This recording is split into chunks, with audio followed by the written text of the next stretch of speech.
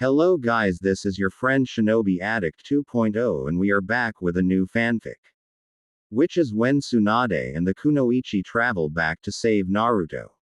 Part 1. And if you enjoy this fanfic then please press the like button and subscribe to my channel for more fanfic like this.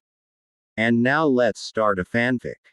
Naruto sat in bed recovering from his massive fight with Madara Uchiha and a more pleasant encounter he had only 10 minutes or so ago.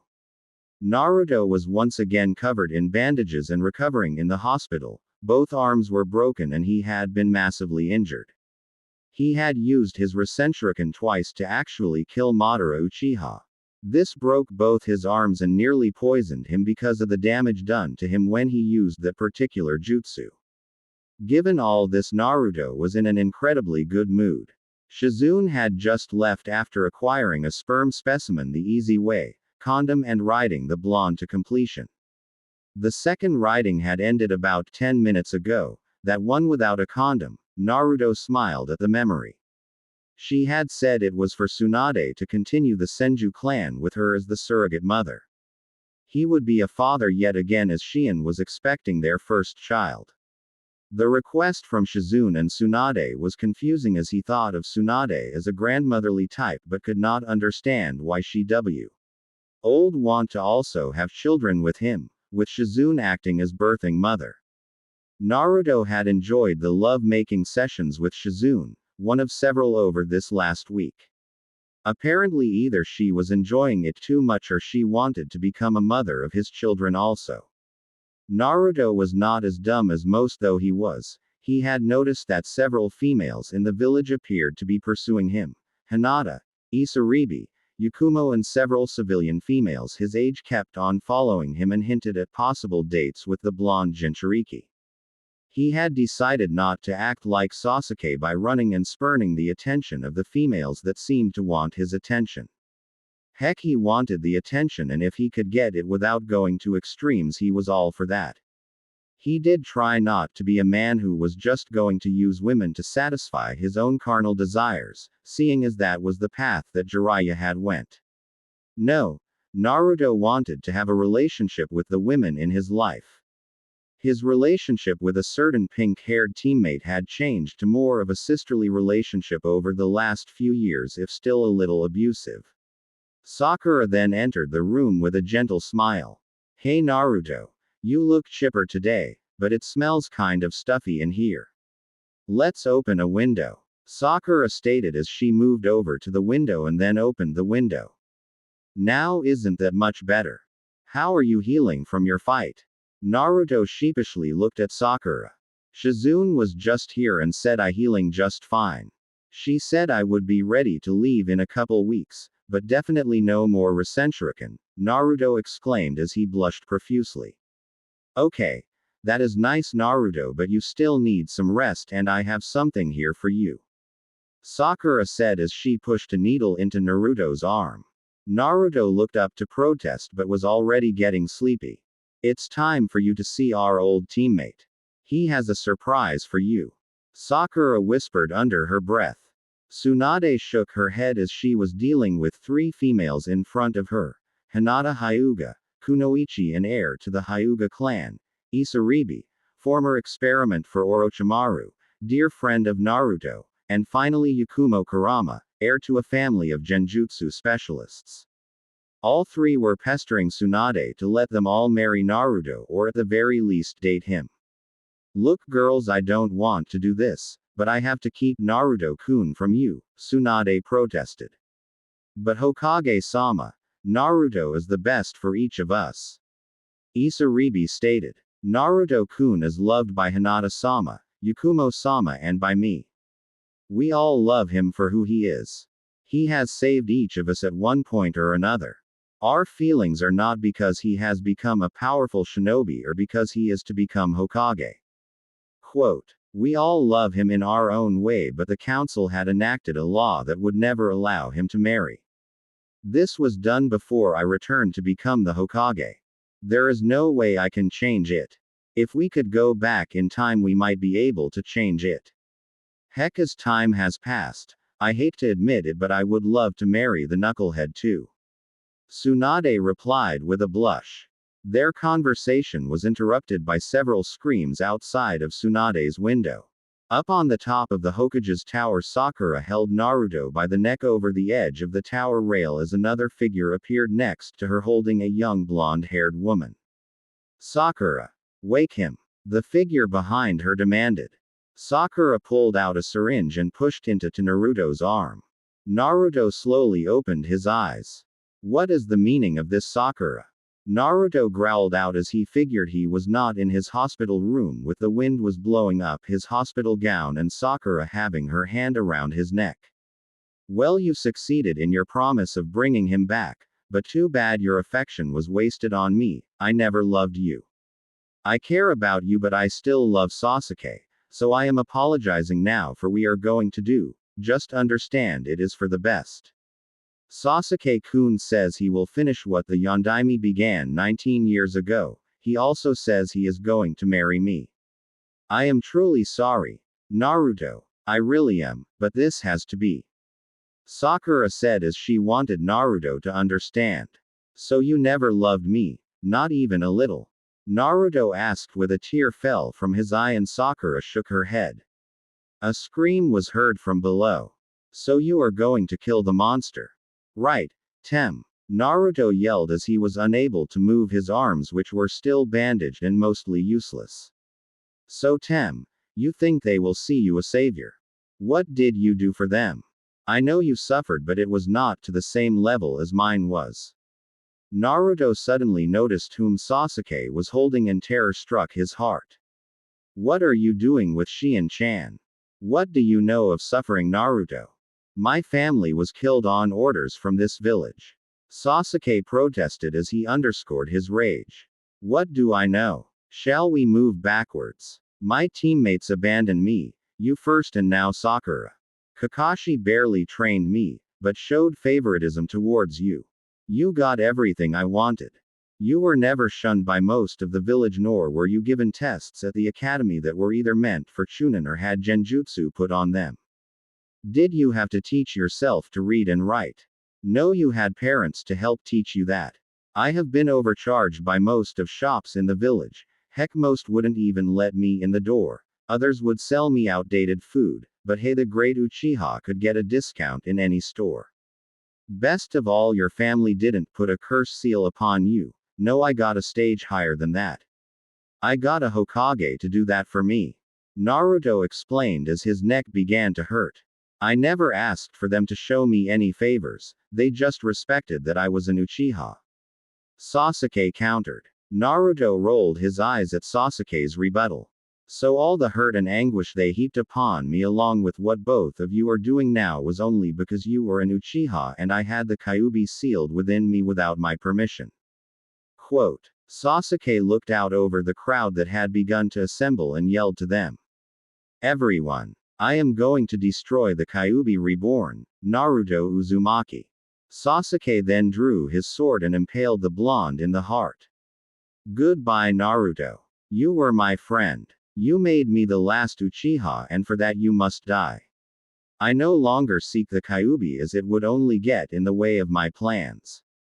Sasuke whispered into Naruto's ear as he pulled the sword to the side, using Naruto's ribs as a guide and sprayed blood from Naruto's destroyed heart. Oh, by the way, there is a poison on my blade that will not allow you to heal.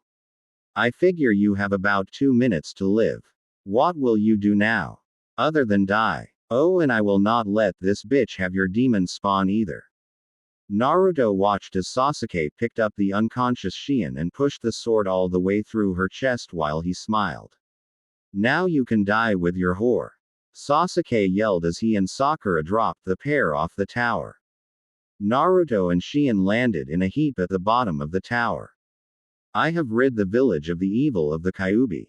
I have also ensured that it did not have any more demon spawn. Some of the crowd applauded, some were revolted by what had just happened. Naruto winced in pain as Tsunade, Hinata, Isaribi, and Yakumo screamed their horror as they all knelt beside the stricken pair. Naruto coughed up blood and then grinned. I am sorry, Obaa-chan, girls. Is Shien-chan alright? Naruto asked apologetically. Tsunade shook her head as tears rolled down her eyes. They saw his eyes turn red with slits. You won't get away with this, Tem, and your Sharingan will not stop the Kyuubi this time. You are evil, to have killed me in cold blood, one of the women I love, and our unborn child. Naruto called out with all of his strength as he was surrounded by red chakra. Naruto smiled as the red chakra burst forth from him. It formed a large fox with 9 tails. Tsunade and the girls were all wept as they had jumped down to see what they could do for Naruto and Shien. They all knew there was little they could do stop Naruto and Shien from dying. The fox looked angrily at both Sasuke and Sakura. Sasuke-kun, what do we do? Sakura asked meekly. Sasuke tried to force his will upon the Kyuubi, but it didn't work. What is going on? Why will you not submit to my will, Demon Fox? Sasuke asked the Kyuubi. I have a little tale to tell the people of Konoha before I kill you. Do they remember the founding of Konoha? The Uchiha and Senju both agreed to found a village so that they would no longer have to fight each other. The Uchiha have had a hold on me since times bygone. The Senju could also control all of the Biju through their Mokuden ability. Now that the one who was responsible for the attack on Konoha that happened when Naruto was born is dead, Madara Uchiha, I can end your pathetic evil line, Uchiha. You think you deserve revenge for the choice that your brother or the village made. Well, let me give you some information, Uchiha. Madara is the one who made me attack the village in order to kill off the Uchiha, and that included you, idiot. The kid, Naruto, has kept my anger at bay for all these 19 years. Now the Honorable Sasuke Uchiha kills his best friend, and a pregnant woman in cold blood with the help of the Pink Banshee. You are not shinobi, you are murderers and without honor. Naruto loved you, but others loved him, and you strung him along like he was nothing. Well, he is getting another chance. The Shinigami has agreed to help us fix this. So I will take pleasure in hurting those who have hurt the kid, starting with you too. The fox stated as its jaws closed upon both Sasuke and Sakura, killing both instantly.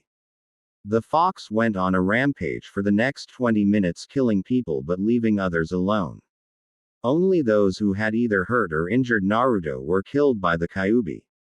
Tsunade and Hinata both worked furiously to try to stem the blood from both Naruto and Shien. They were able to extend their lives for several precious moments. Isaribi held his hand as she wept. Naruto watched as the 4 females worked their hardest to try save both Shien and himself.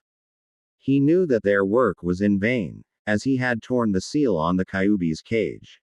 If I only had the time, I would want to try to be with each one of you.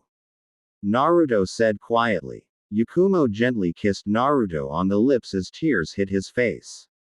We all love you, Naruto-kun. If we could, we would give you all that you have missed. Hinata's eyes streamed tears as she worked to heal his shredded heart. No, Naruto-kun, not yet. I love you too much to let you go now. Quote. Tsunade shook her head as she worked on Shien. If we only had more time, we might be able to fix them both. Shien looked at Naruto and smiled gently as life left her eyes. Naruto saddened as Shien died. Naruto's eyes went blank as he smiled at each of the females kneeling over him. I love you all. Naruto's arm went limp as his breathing stopped. All 4 yelled. No, in unison. The fox returned and bowed before the teary-eyed women. He will be missed, but there is a way to fix this. It will take quite a bit of my power to do it, but I propose a way to fix this and have the kid back. Do you accept? The fox asked quietly, as the woman just nodded. I can bring one of you back in a new full body, but the others only as spirits. Since you are the oldest and all love the kid, I will send you back in a body. The other 3 will take their spirits back. We will also take Shien's spirit back. Then you can either take over your younger bodies or you can merge with the current spirit.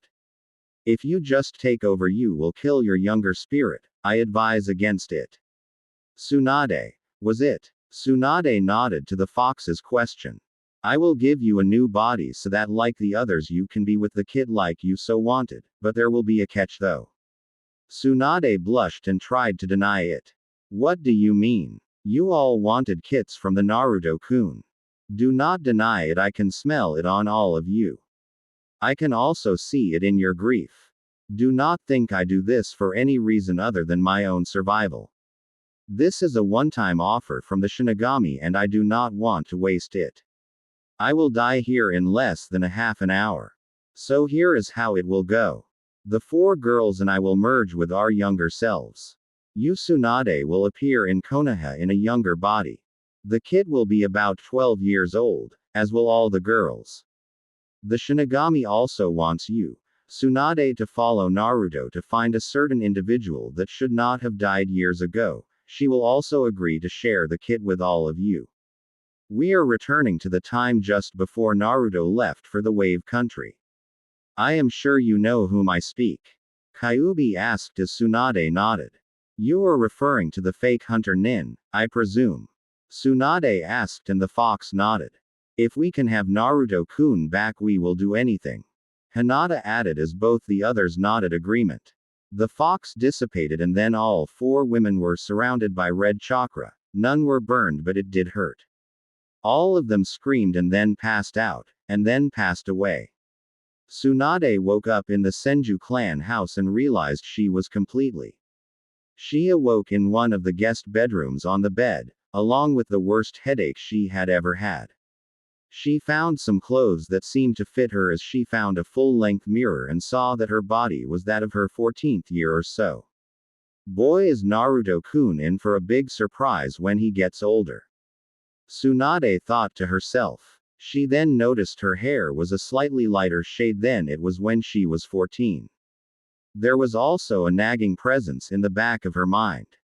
She quickly put on the clothes she found and raided some family money so that she could get some items for the trip to the Wave Country.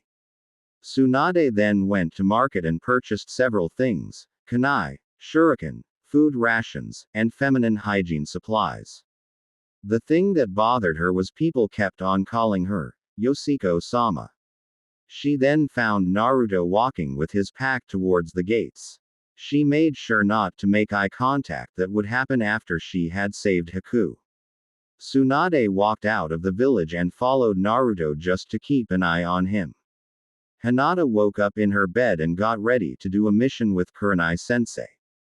She decided she needed to talk to her sensei about her feelings for a certain blonde. She also did her best to talk to her younger self as it kept on passing out on her. This is going to make merging a little harder than I thought. I really do hate these D-ranked missions. Isaribi had an easy time as she woke in her shack outside of the village near Demon Island and explained to her younger self that if they merged they would find someone to love them for who they were, not despise her for what they are. The younger embraced her so quickly it was almost disturbing. Isaribi was happy now that she knew where to go now. All she had to do was leave that idiot of a scientist and head towards Konoha. Yakumo was having it almost as easy as Isaribi, as she and her younger self had quickly dispatched ID Will. She showed her younger self how she could be helped if they merged. ID was easy to dispatch as the young Yakumo played her part as bait easily, and the older Yakumo ambushed ID and killed him even easier than it was with Naruto-kun and Kurenai's help. Shion was having a hard time as her younger self did not quite believe that she would find someone who could actually change someone's destiny and most of all love her for her. And to know that her older self was pregnant and had died was also quite a shock. This would take some time for both of them to be able to get along. Tsunade was not doing so well either. She had followed Naruto's team out of the village as she had shown her papers the guards who let her pass with few questions. She looked at the papers, the name on it was Yoshiko Senju, daughter of Tsunade Senju, age 14. As she followed the team at a distance she saw the fight with the demon brothers and watched as Naruto froze at the start of the fight only to be hurt by one of the assailants. Kakashi, why did you bring them out so early? They were just not ready. She thought questioningly. She watched as Naruto made a determined speech and pushed his kunai into his hand to let the poison out. Tsunade rolled her eyes as Kakashi warned him that he might bleed to death from his actions. Tsunade had to hold her temper so that she did not jump out just to kill both the Uchiha and her former apprentice-to-be. She then followed them across the water as they moved towards the island. She wanted to make sure that she did not interfere with what was happening until the time was right. Tsunade watched the antics of Naruto as he tried to make sure that Sasuke didn't show him up. Naruto threw a kunai at an animal, and got berated for going wild with his equipment. She then sensed it, as did Naruto and Kakashi. Naruto then threw a kunai right at the chakra signature, even though it was well hidden. Tsunade smiled. She saw that his senses were working. It angered her as she watched Sakura berate and hit Naruto for scaring her. Kakashi then called for everyone to duck, as Zabuza's sword nearly decapitated the whole group. Tsunade sighed in relief as Naruto had avoided injury. Tsunade watched as the introductions finished and the fight began. Naruto and Sasuke were holding their weapons properly, but Sakura appeared deficient. Then the mist completely covered the battlefield. After several moments, Kakashi blew the mist away with his chakra. Sasuke seemed frozen by the killing intent and intensity of the chakra. Tsunade chuckled lightly as she watched Sasuke nearly kill himself. Tsunade watched as the battle played out. She watched in horror as Naruto was nearly killed, but he then gained the courage to stand up against Zabuza as Zabuza trapped Kakashi. She nearly cheered as Naruto used his shadow clones and henge to trick Zabuza into releasing Kakashi. She sensed Haku showing up and they both watched the battle. The battle concluded when Haku disabled Zabuza, making it look as if she had killed him. Tsunade heard a voice in her head. Yes, that is her, but the time is not right just yet. Single quote. Naruto was then forced to drag Kakashi unconscious body to Tsunade's house and she then lost track on them inside the house. Tsunade began to search the island for a place to stay and to also find out where Zabuza and Haku were hiding. She knew the story of Gato and the Land of Waves, or at least the one that was told to her. She found their hideout quickly enough but was not sure how to meet with Haku and definitely did not want to meet Zabuza. Tsunade left and headed to a nice place to camp near Tsunade's house. I wonder if Naruto is able to contact Kyuubi yet. Tsunade thought to herself. She again heard a voice in her head. No, he has not and will not until either you help him or Jiraiya again throws him off the cliff. He will be able to access my chakra but not me. So we should wait and watch to make sure there has been no corruption of the time stream. So now do not ask how I am able to talk to you. You are just in close proximity to the kit, and we have a couple surprises for you. I would like it if you would either interfere after the girl is injured, or keep her from protecting Zabuza.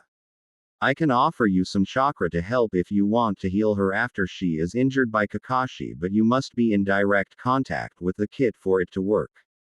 Single quote. Tsunade raised an eyebrow. Kyuubi. The voice in her head chuckled. No, I am the festival bunny. Of course I am the Kyuubi. Who else do you think would talk to you in your head? Oh, by the way, you are the only one I can do this to other than the kit. As for the chakra for healing, you will need to ask the kit to touch your shoulders and mold some chakra. I will send you the needed chakra. Do not tell him what I told you, as we need the timeline to not be too messed up. Single quote. Tsunade nodded as she went back near the house and set up camp near a field that held medicinal herbs. So how can I talk to you and the others can't? For one, your body was brought back to life with one of my future tales. You, my dear, are also a Jinchuriki. Kyuubi answered. Tsunade stopped making camp and wore a confused look. What do you mean I'm a Jinchuriki? Because your body was brought to life my chakra tail, and one of my dying kits, you are more than you seem. You shall be the kit's prime mate. The others will be subservient to you. I know the Hyuga girl would rather be the prime, but you are a stronger mate and they will fall into line. The Shinigami also deemed this as he has power over life and death. Oh, one other thing. You must mate with him first, then the others may mate with him, but you must be first, or all of you will die, and that includes the kid and myself. I will explain it all in time, but you do not have to worry about mating with him until the kid is a little older. Do you have a cover story for when you meet the kid yet? The Kyuubi inquired with a chuckle. Wait, what do you mean one of your dying kit? Tsunade inquired almost frantic. We, meaning the Shinigami and I, have used the miscarried child you had from your younger body and a kid of mine that was dying. It was sealed within you before the miscarriage occurred. I am sure glad the Shinigami is on our side. Have you tested your chakra yet? It will have a demonic tinge to it.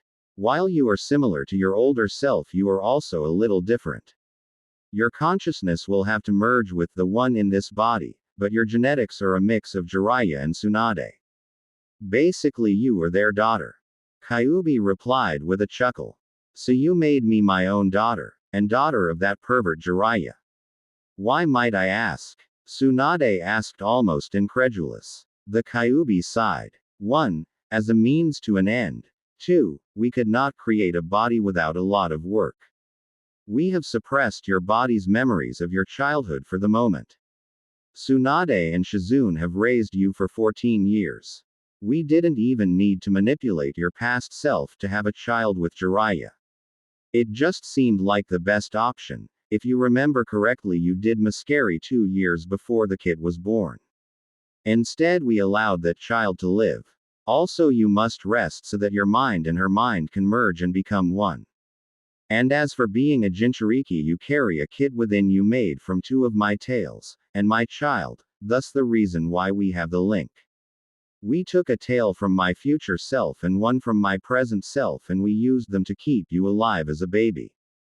You have adequate chakra control and all your knowledge. You just woke up as yourself because we set a mental timer seal upon you so that you could meet up with the kid. Also, you have the Mokuden gene active, and with that you can help control the kid so he does not go a little too wild. Not my idea, as I would rather that little thing go away like the Sharingan, but enough chit chat, now go to bed and merge with your new self. Single quote. As she dreamt, she learned her given name was Yoshiko. According to Shizune, it was to help her mother with her terrible luck. Not that it actually worked. Yoshiko accepted Tsunade as part of herself and agreed to merge their memories and personalities.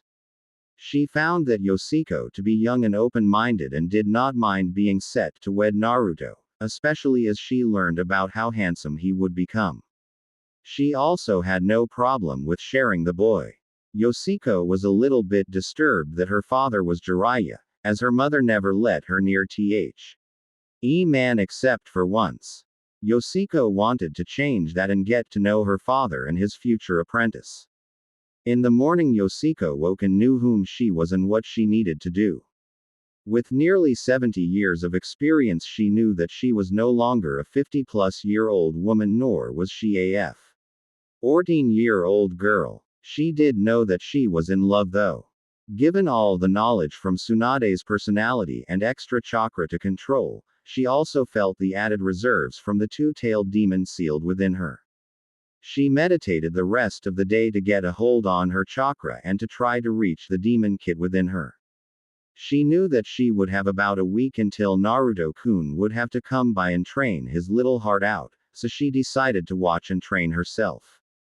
She knew all that an older Tsunade knew and all the training her mother had given her. She was deeply confused and relieved at the merger. She had an endless circular thought about her being her own mother in a strange mixed-up way. But the Shinigami had given where it had taken before, and she was not going to look a gift horse in the mouth. She just hoped that the messing with the time stream that the Shinigami and the Kyuubi had done didn't screw up things too much. She also knew she had to save both Naruto-kun and Haku-chan. After several hours, she heard Naruto yelp in pain as he fell from his first attempt at tree climbing. She smirked as she thought of how part of her wanted to go and help heal him. She then heard a whisper of a voice within her. Hello, Is anybody there? Yoshiko closed her eyes and found herself in a field with a giant fence. There was a fox the size of a horse with two tails on the other side of the fence. Who are you? Yoshiko asked. I am the inner demon you carry, your burden. You are my container, no doubt. The fox replied. I know the Kyuubi is dangerous, but are you? Yoshiko asked. The fox smiled and produced a glint in its eye. We are always dangerous. You can only trust us if we give you our word. But Father has stated that you are to be treated well and given chakra when needed. As I do not know the outside world, so you will be my eyes and ears. I will enhance your senses to help protect both of us. You being a Mokuden user forces me to obey you only as much as you can keep me in line. Remember this, girl, we are a pair, but when you die I move on, like Father will now. Tsunade looked shocked. Yes, the Shinigami altered his seal so that when Naruto-kun dies so will you, and it will release both of us. But that will only happen if he can reach his 20th birthday. You are special in the eyes of both the Shinigami and Father. You, while in your older form, you were like a mother he never had, and he loved you that way and more. It is hard to describe, as the boy did not have any idea what love really was, at least not until the end. Quote, now that we have merged yourself with your older version of your mother, this has helped you in many ways. First, you now have access to several jutsu that you would not have had otherwise. Your chakra control has changed from poor to above average. It will take the rest of the week for us to get it to a level where you can do precise healing.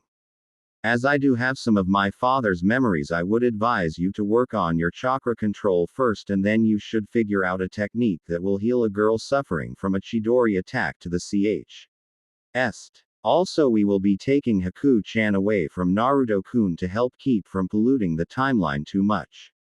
I will say this, though. Zabuza can live or die. That is up to you or the situation.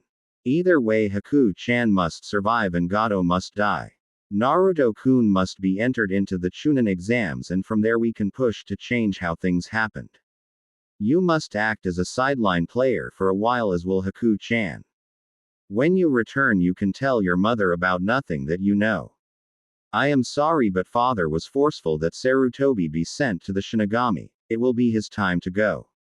Yoshiko's eyes watered as she knew her one-time sensei would have to die.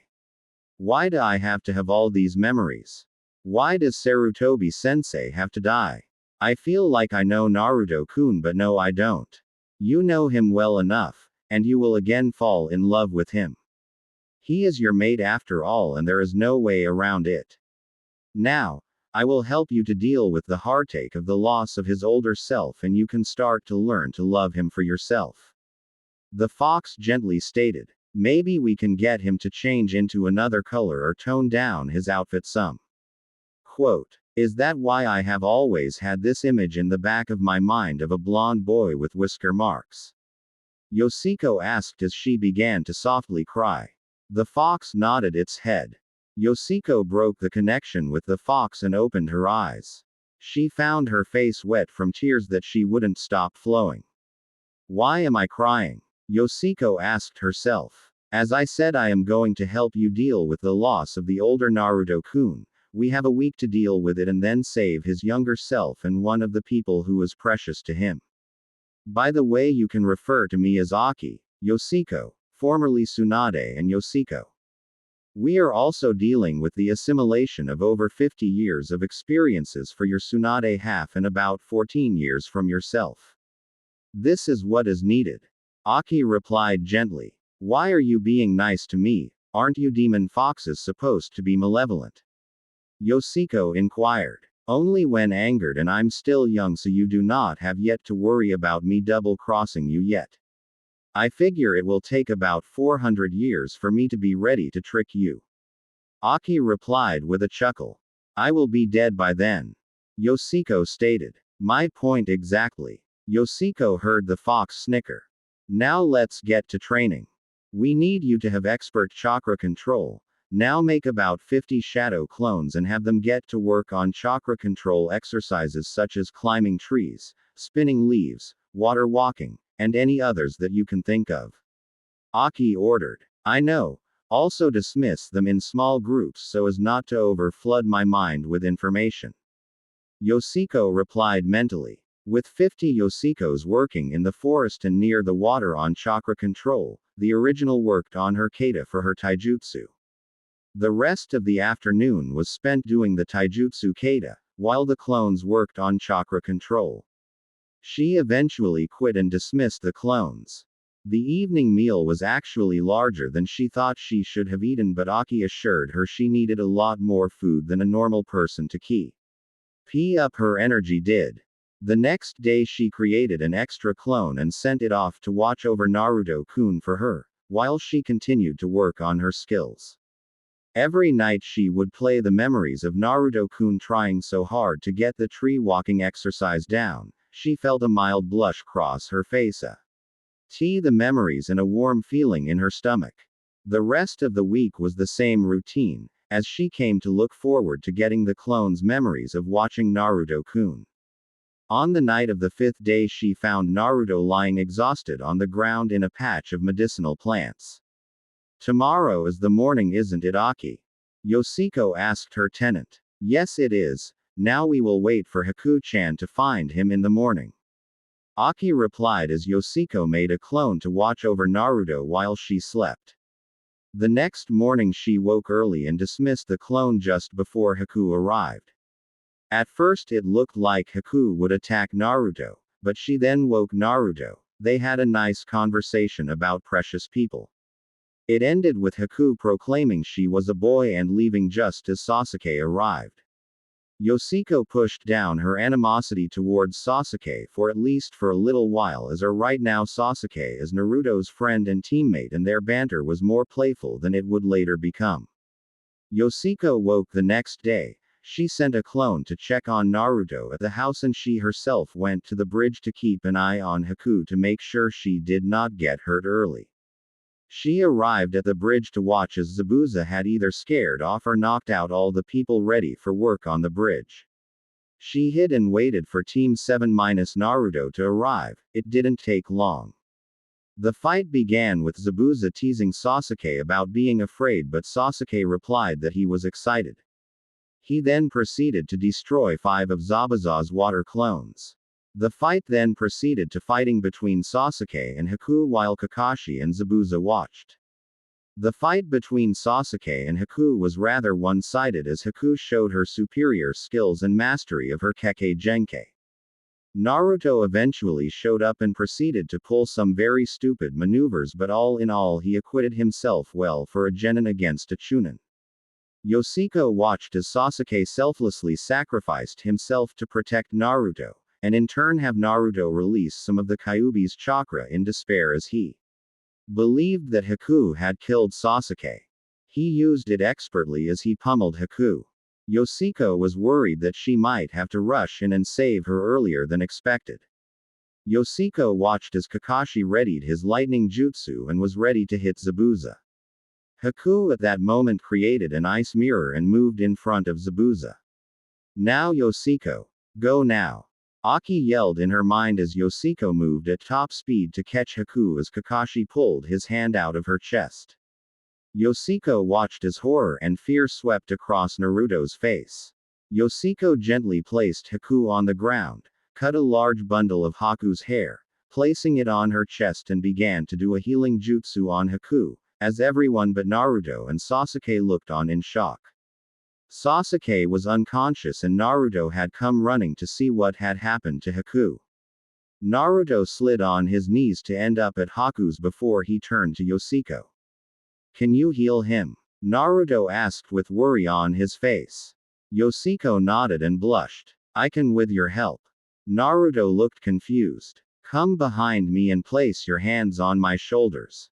Then channel chakra into your hands. I will be able to use your chakra to augment my own to do the healing as I don't have a healing seal readied. Quote. Naruto complied as he got up and walked behind Yoshiko. He placed his hands on her shoulders, touching her shirt, and began to channel chakra to his hands. His face became red. Like this? Naruto asked shyly. Yoshiko shook her head. No, you must touch my skin for it to work or we will just be wasting chakra. Naruto gulped and knelt down. He then placed his hands on the skin of her upper arms as both of them blushed at the touch. Yes, that's it. Thank you, Blondie. Yoshiko replied as she smirked.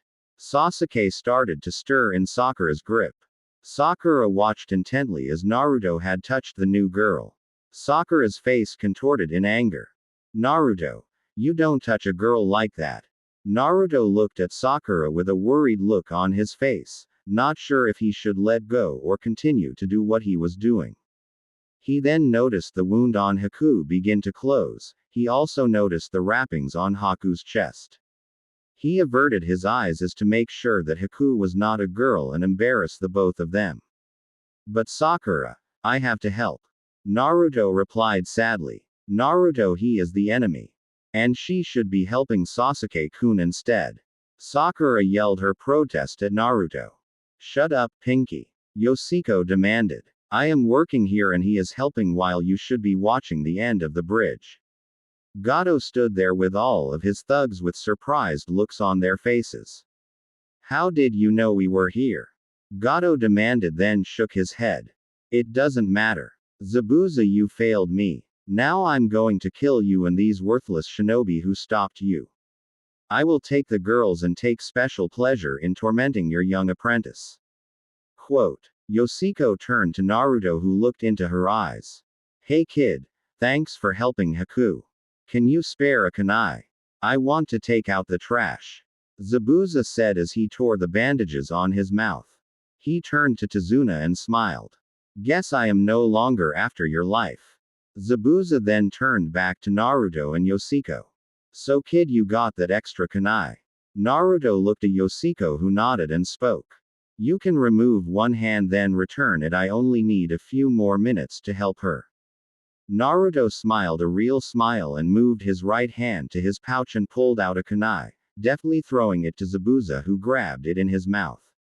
As Zabuza ran to the group of thugs, Naruto replaced his hands and pushed more chakra into Yoshiko. Zabuza tore through the thugs on his way towards a terrified Gato. I will see you in hell. Because guy like you will be ruled by demons like me there. Zabuza exclaimed as he stabbed Gato in the throat, sending him off the bridge to die in the water. Zabuza turned to find that those he had not killed had cut off his escape route. Thanks kid, I will remember this if you ever make to hell with me. Zabuza charged the group and used his feet to beat his way through the group to finally fall onto a weary Kakashi. Please take me to Haku, I want to see her before I die. He whispered to Kakashi whose eyes went wide and he just nodded as he pulled several weapons from Zabuza's back. Kakashi then picked up Zabuza and laid him next to Haku. Kakashi then looked at the sweating blonde girl. Can you save them both? Yoshiko began to shake her head. I don't know. Just doing this is taking a lot out of me and Naruto, isn't it? Yoshiko looked at Naruto who was also sweating as he nodded his response. I will do what I can, but I need to stabilize this one first. If we have enough strength left we will work on him. But first we need to take care of them. Yoshiko nodded towards the waiting thugs. Zabuza gently brushed Haku's face. Take care of Haku for me kid. Haku was more than a tool, Haku was like my child. Maybe I might get to go to heaven even with all that I have done. Please save Haku if nothing else. I know my life is forfeit. Tell Haku that I will try to watch over, Zabuza stated as he breathed his last breath. Yoshiko felt the tears run down her face as she continued to work on Haku. I will watch over Haku for you. Yoshiko and Naruto both replied in unison as Naruto gently squeezed her shoulders as he continued to deliver chakra to her. Kakashi looked at his group and shook his head. These are long odds. I am nearly out of chakra and there are too many of them for me to kill myself. Naruto-kun, I have enough chakra left to finish this. Please help your sensei or we'll all die. Yoshiko asked as she looked deeply into his eyes. Naruto smiled and nodded. Wearily Naruto stood up and made a crossed finger hand sign. Shadow Clone Jutsu. About 50 shadow clones appeared on the bridge and all drew a kunai. Kakashi shrugged his shoulders and made a ram hand sign, clone jutsu. About 60 Kakashi appeared on the bridge. This caused the mercenaries to become worried for these exhausted shinobi to create over 100 clones. This would make the fight almost one-sided in the shinobi's favor. Haku's breathing steadied as Yoshiko began to falter. Suddenly a crossbow bolt hit the bridge at the feet of the mercenaries. Everyone turned to see Inari leading the whole village, all of them armed with something. You can either leave now or we can force you to leave. Inari shouted as the rest of the villagers rallied behind Inari. The mercenaries ran from the bridge in a panic. Yoshiko began to wrap Haku under her robe to maintain her modesty. Kakashi walked over to Yoshiko and looked at her. You seem familiar and can you help heal my student? Yoshiko rocked back on her heels and shook her head. I can't help your Uchiha student at the moment, I am just too tired and am nearly out of chakra. As for who I am, my name is Yoshiko Senju. I have to finish treating the wounds on this one before I can work on your student. He should be fine. I do see a lot of Senbon but none of them are in vital areas. Remove them and patch him up. I will be by in a couple days to check on him. Yoshiko turned to Naruto and smiled warmly as she blushed. Thank you Naruto-kun, you were a great help. I will take care of your friend. You will see us again. I can assure you of that. What to do with Zabuza's body? Kakashi asked out loud as an idea suddenly came to him. Naruto, you have burial detail. Bury Zabuza's body and bring me the head. It was nice to meet you Yoshiko Haim. Send your mother my warmest regards. Kakashi said as he smiled behind his mask.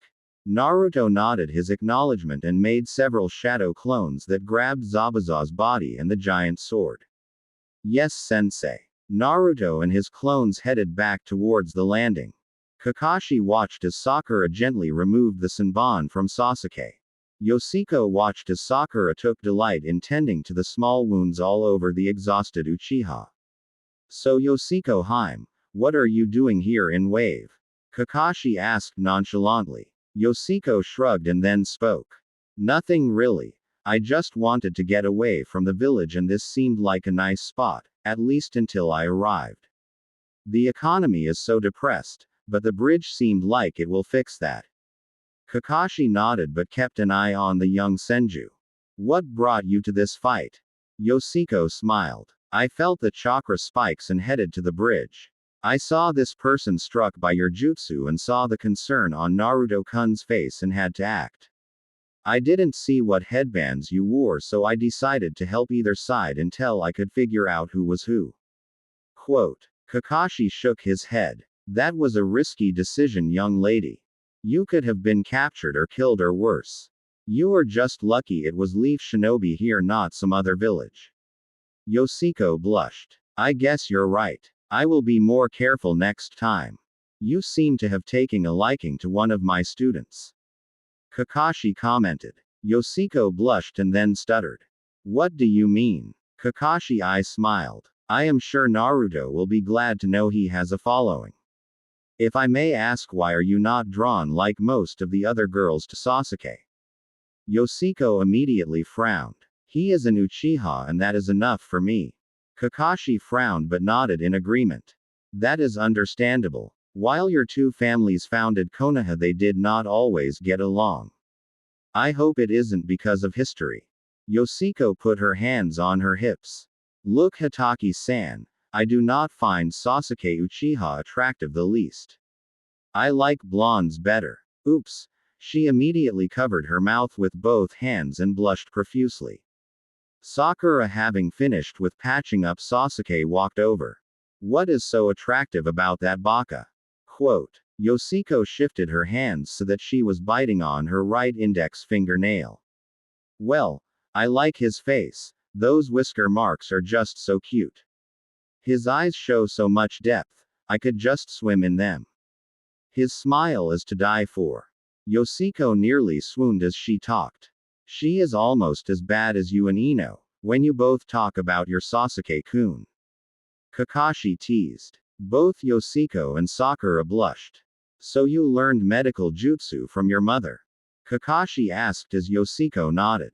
Could you take some time and work with Sakura, here? Yoshiko shook her head. Nope. Not going to happen. I still have a lot to learn. I also have to get this one to a place where I can finish my healing work.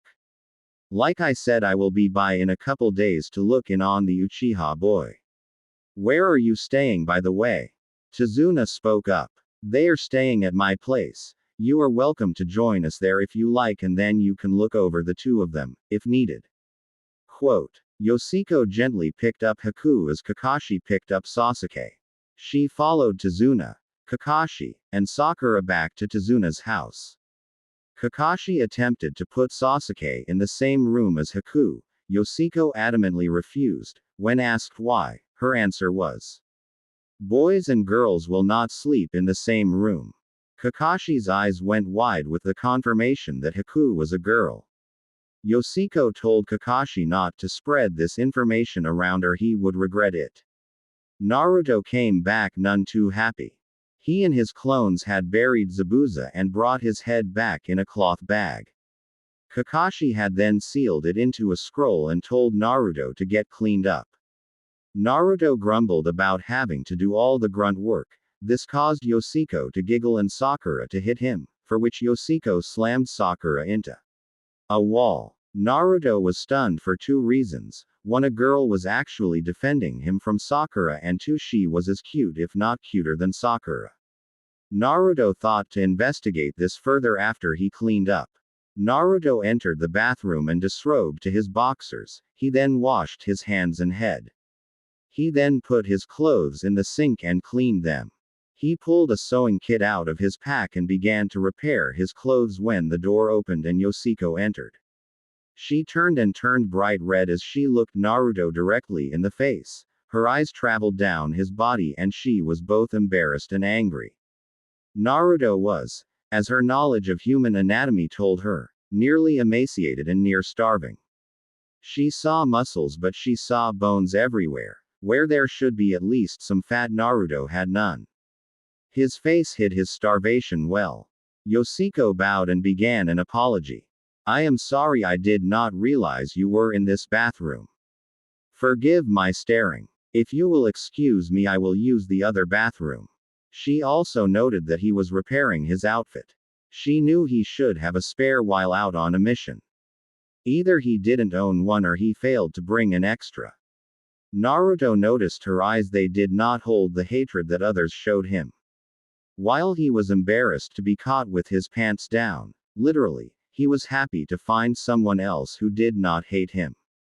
His sad look changed to a big smile. That is okay. Sorry for my state of undress. Let me put my clothes back on and you can use this bathroom.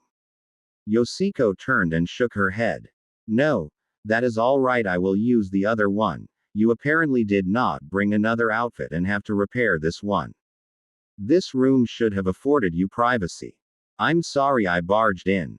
Naruto had put on his pants and his shirt. He put his hand on Yoshiko's shoulder and she turned around to look directly into his eyes. I am sorry for hogging this room. Naruto's eyes looked down then back. She saw gratefulness in his eyes. Thank you for saving Haku-chan. Yoshiko wore an expression of surprise and stuttered out. How did you know? Quote. Naruto smiled and winked at her. I'm not going to tell you. You'll think I am a pervert and now the bathroom is yours. Naruto said as he passed her and left the room. Yoshiko immediately heard Sakura hit Naruto and yell at him. You are not supposed to go into the bathroom when a girl is in there. Geez, Sakura, I was in there first, and nothing happened. Naruto snidely replied as she heard his being hit again. Yoshiko was getting angry with the pink banshee for abusing her Naruto-kun. I swear I am going to kill her after the Chunin exams. Yoshiko thought to herself. The rest of the night was filled with Naruto annoying Sakura, much to Yoshiko's delight. Kakashi seemed to have an idea in his mind but kept his nose in his book. The next week saw the finishing of the bridge, Naruto was a great help in that his shadow clones did most of the grunt work. Haku and Sasuke were healed for the most part. Haku still had more work to be done on her, but Yoshiko made sure that she got plenty of rest and was healing properly. Yoshiko and Haku became fast friends and would talk about Naruto when no one else was around. Haku dropped the boy persona when it was just herself and Yoshiko. Yoshiko explained that Konoha actually liked bloodlines, but she would have to be careful not to let the council try to marry her off to Som. E1. Haku admitted that she was attracted to Naruto but was scared of what she saw when they fought. Yoshiko helped Haku through the pain of losing Zabuza as best as she could. Haku wanted to get to know Naruto better, but Yoshiko advised her to wait until after Naruto had grown a little. She would like the results, she was sure of it. Yoshiko also told Haku about Naruto's secret to her. Haku at first was only surprised, then she accepted that Naruto has had a hard life like she did and would do what she could to help make his life better. Yoshiko told Haku that was also her goal and that they both, with the help of others, could make Naruto the happiest person alive. Haku blushed at the possible revelations that Yoshiko was discussing.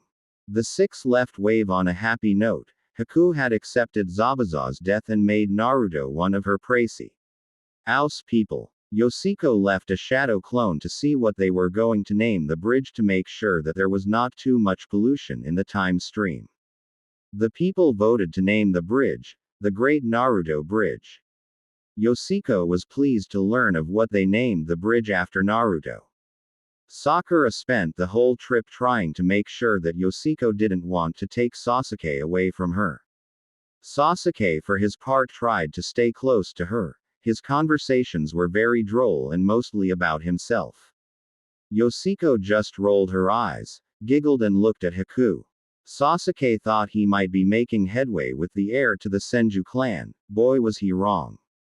When they finally got to the village, Naruto had become quiet, not sure what was going on with Haku and Yoshiko. Both kept on looking at him funny and blushing. Sakura had become very loud in her attempt to get Sasuke's attention. Sasuke kept on trying to get closer to Yoshiko. Kakashi was contemplating what he was going to do with the two new girls. Both were skilled, had bloodlines, but both seemed to hate Sasuke and both girls seemed to like Naruto. Kakashi just sighed as they entered the village. Haku was wide-eyed as they headed towards the Hokage's tower. Naruto ignored the glares as Haku and Yoshiko both put their hands on Naruto's shoulders. Naruto gently smiled back to the girls. All six entered the Hokage's office and saw the Hokage sitting at his chair happily smoking. So Team 7, how did your mission go? Oh, hello Yoshiko-chan. And who is your friend? The Hokage greeted the group. Yoshiko bowed and smiled at Sarutobi. This is Haku, someone I met in the Land of Waves. She was working with Zabuza Mamachi. Kakashi stated as the rest of Team 7's jaws hit the floor. Yoshiko, Naruto and Haku all shot Kakashi a very angry look. Sasuke then leered longingly at Haku. Naruto pointed at Kakashi and could not say a word. I suggest we put her up with Sasuke in the Uchiha compound. Quote. Yoshiko continued to glare at Kakashi. She will be staying with me at the Senju compound. I do not trust the Uchiha to leave her alone. I would also ask that the Hokage keep her status as a female a private matter. She is under my family's protection. Why would that be? Sarutobi inquired. Because she has an ice blood line trait. Kakashi noted as Sarutobi raised an eyebrow. The council will want to know about her ability. Quote. Yoshiko was now livid as was Haku. I wish for my abilities to remain my own. If they are spread around the village, I will give you a Senbon castration. Then freeze your testicles off. Do I make myself clear? Haku threatened as Kakashi began to sweat. She then looked directly at the Hokage. That goes for you too, old man. I was promised protection from both Yoshiko-chan and Naruto-kun. The Hokage looked a little scared and also confused. Okay, let's start from the beginning. First I want to collect the bounty for Zabuza Mamachi, the demon of the mist. Kakashi stated as he unsealed the head from a scroll. Haku's eyes went wide. Oh, and by the way, Naruto took the head off the body. Quote. Haku looked worriedly at Naruto, whose face was downcast. Yes, sensei. I did take the head off Zabuza's body on your orders. I am sorry, Haku-chan. Naruto sounded very sincere. Sasuke just made a sound that showed his disgust at Naruto's sentimental attitude towards Haku. Haku gave an angry look at Sasuke and then turned her face to Naruto, giving him a kind but hurt smile. Yoshiko put her hand on Haku's shoulder to give her comfort. You did good, Naruto. It was a nice clean cut. I do not understand why you are having problems, Haku-chan. Sarutobi commented with concern. Zabuza was precious to Haku, Gigi. Naruto commented to Sarutobi. He was an evil and cruel man. Sakura commented loudly. The room suddenly became cold. Naruto stood in front of Haku. He then placed his hands upon her shoulders and shook his head. The fire in Haku's eyes softened as she nodded. Yes, Zabuza-san was precious to me. Thankfully I have found more that are precious to me, to replace what was lost. Haku stated as she looked fondly from Naruto and Yoshiko. Okay. What happened on the mission and what did Zabuza Momochi have to do with it? Sarutobi asked pointedly. Naruto began to excitedly explain the tale of the mission. Kakashi stopped him before he got to the point of Naruto saving him from the water prison that Kakashi was trapped in. Kakashi glossed over Naruto's achievements and made a point of showing Sasuke's achievements during the mission. He said teamwork played an important role. Naruto looked dejected at his being shafted by his sensei over what he felt were good points in the mission. Kakashi eventually said he would then turn in his report in the morning and that the team was dismissed. Team 7 left the room as Yoshiko and Haku stayed in the office. So what do I owe the honor of you two sticking around after the team has given its report? Sarutobi asked. Well, Hokage-sama, there are a few things I would like to report. Yoshiko stated with a frown. Yoshiko was rather vocal about what she reported as she left very little out of her report about all she had seen during the wave mission. This shocked and surprised Haku and Sarutobi. Damn it, Hokage-sama. That Haruno girl is less than useless as she is right now, and the Uchiha is even worse as he would abandon his team just to prove a point. He showed some progress near the end of the mission, but he did not show that he truly understood teamwork. Naruto-kun was left to work on his own and used as a tool to push Sasuke to achieve better. All they apparently know right now is the tree climbing exercise. I know that Sasuke at least knows some jutsus. Naruto knows only Shadow Clone, and I don't think he fully understands what is involved with it. Sakura is useless, as she has pathetic chakra reserves but excellent control and absolutely no jutsu other than the Academy 3. Yoshiko ranted. Sarutobi pondered what he was being told. So you are telling me that Kakashi is purposely helping only one of his genin rather than the whole team? Yoshiko shook her head. Not in so much as he is abandoning the team to only do chakra focusing and teamwork exercises. Sakura needs the most work, and then Naruto-kun also needs some help. I would say he needs a mentor or become an apprentice to someone. Sarutobi chuckled at her comments. And who would you suggest? Jiraiya of the Sannin. Quote. Yoshiko nodded with a huge smirk. Exactly the man for the job, as he and Naruto-kun share the same hard head, or at least that is what mom told me about Jiraiya-sama. Both learn by doing. But Naruto was the last in his class. What makes you so interested in a boy like him? Sarutobi inquired. He reminds me of the Yondaime. He like mother and I are some of the few blondes here in the village. He has the will not to give up no matter what. He has a very kind heart.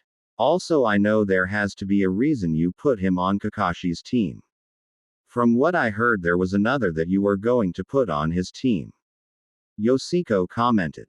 Sarutobi eyed the girl as if he was beginning to suspect something was amiss with the Senju heir. You are stating I would play favorites and place a boy who looks like the Yondaime with the Yondaime's student. What else would it be? Team 10 is a capture team and Team 8 is a scout team.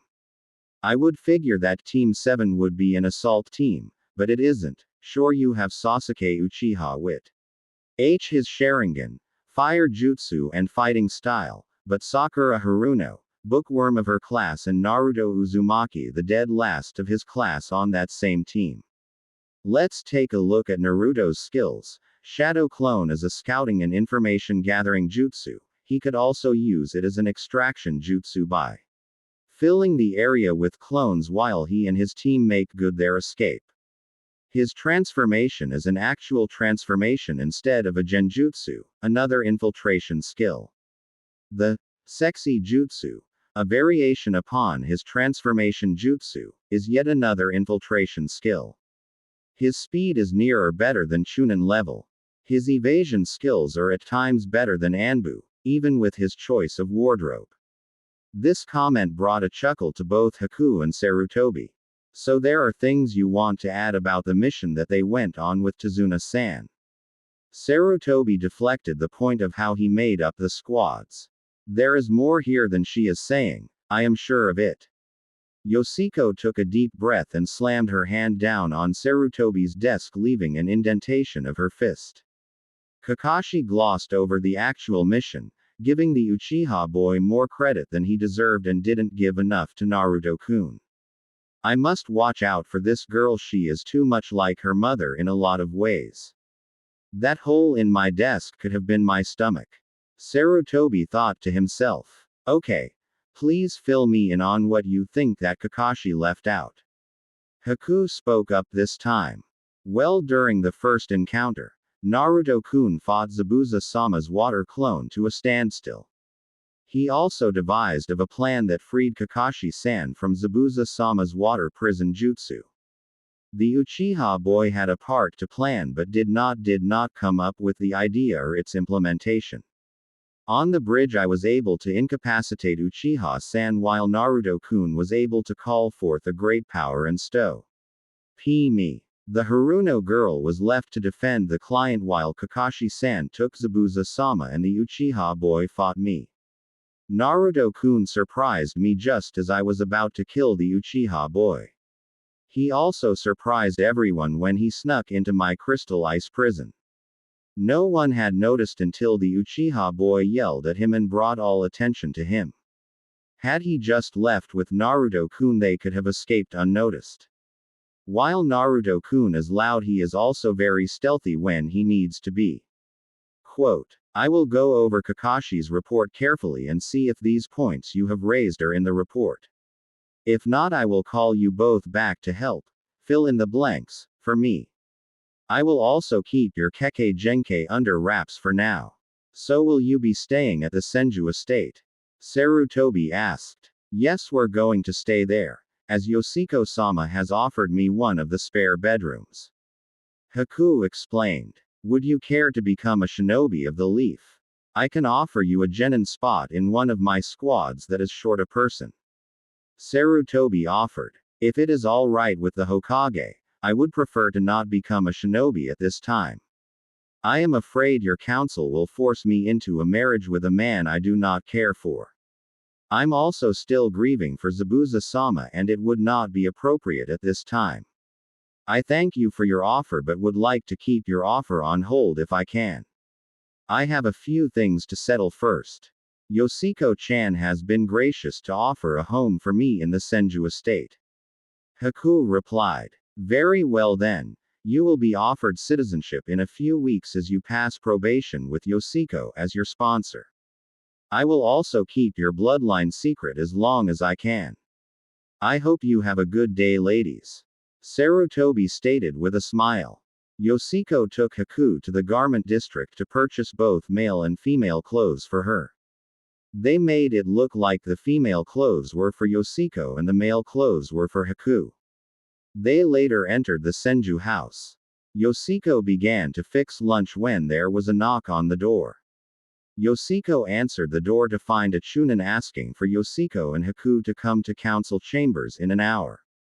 Yoshiko smelled a rat but didn't want to worry Haku too much.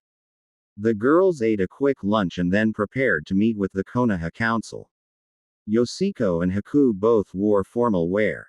Yoshiko wore a green Koman kimono, while Haku wore a plain dark blue kimono in the style of males. Yoshiko was not happy. Not happy at all. What do those old bats on the council want? Yoshiko stated bluntly. Haku looked confused at Yoshiko. Why would you not show respect for the village council? Yoshiko sighed. They keep on trying to get me to marry this person or that person, because I am the last of the Senju clan. I think they might try to pull the same thing with you.